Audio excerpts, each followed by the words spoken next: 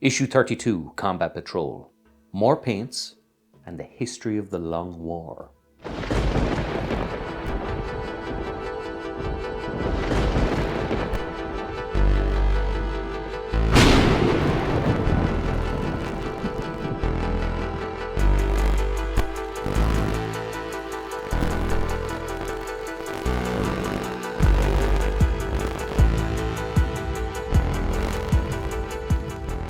Hello and welcome to The Lucky Roll, an eclectic channel for eclectic games. And today we're going to be doing issue 32 of our continuing series of Hachette Collection's Combat Patrol. Now in this issue you get two paints, you get Uruk Flesh and you get Reichland Flesh Shade. Now the good thing again about paint issues is even though they're light on the minis, you always get a nice bit of lore, and this issue is no different. Now of course you start with the how to paint guide, so you're using your two new shades and paints on all the prior minis and updating them. But the lore focuses predominantly on the Forces of Chaos, because this is the new Combat Patrol faction coming across. The Forces of Chaos have a very interesting history. 10,000 years before the setting of the current magazine, in the 30th millennium, there was a massive civil war with the Imperium. Half the Imperium fell to Chaos, whilst the other half defended the Emperor against Chaos.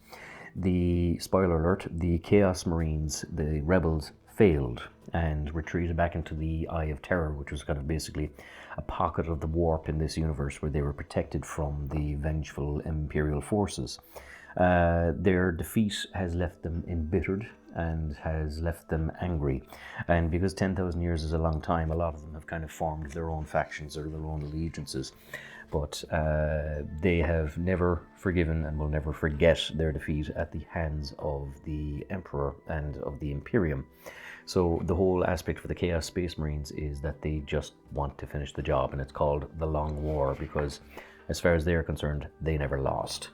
They have, because they're based on the Imperium, they have kind of similar aspects.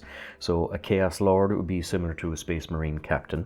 A Chosen would be similar to a veteran of the First Company.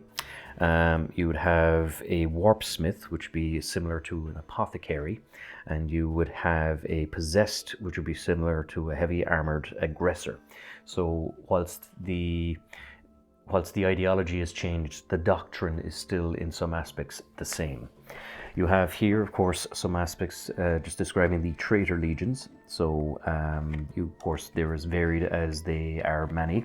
So you'd have the Alpha Legion, which I'm currently reading that book at the moment, just called Legion, which is their origin, which is the only ones which have Primaris twins, and they're masters of deception and subtlety. You have the Word Bearers, which are an excellent legion. I normally play Ultramarines, but their big rivals would be the Word Bearers. And I've read a book called The First Heretic, which kind of outlines their origins, and it is an excellent read. Thoroughly recommend it to anyone.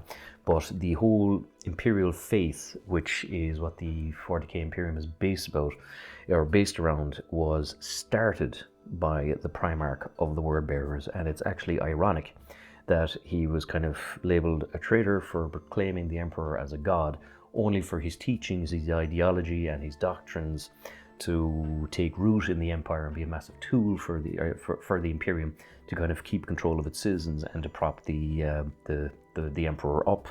You have the Iron Warriors, which would have been kind of great siege masters, great rivals to the Imperial Fists, which would have been siege defenders.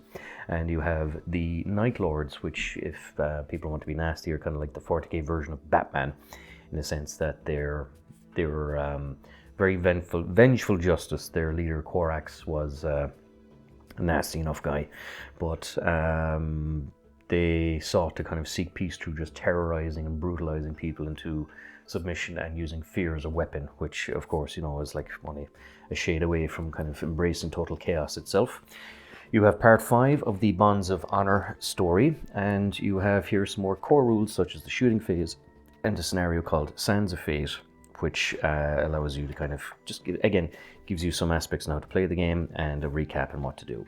And of course, in next week's 2 issues, you will get 10 Legionaries, which will be you already have the Dark Apostle. This will be the start of the bulk of your Chaos Army force.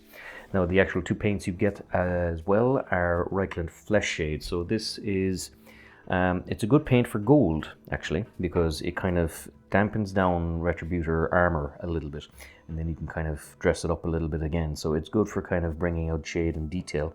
And Orruk Flesh is, well, it's an excellent paint for orcs. I recently painted a lot of Orruks from the Dominion box set for Age of Sigmar, and I actually went through a couple of pots of this.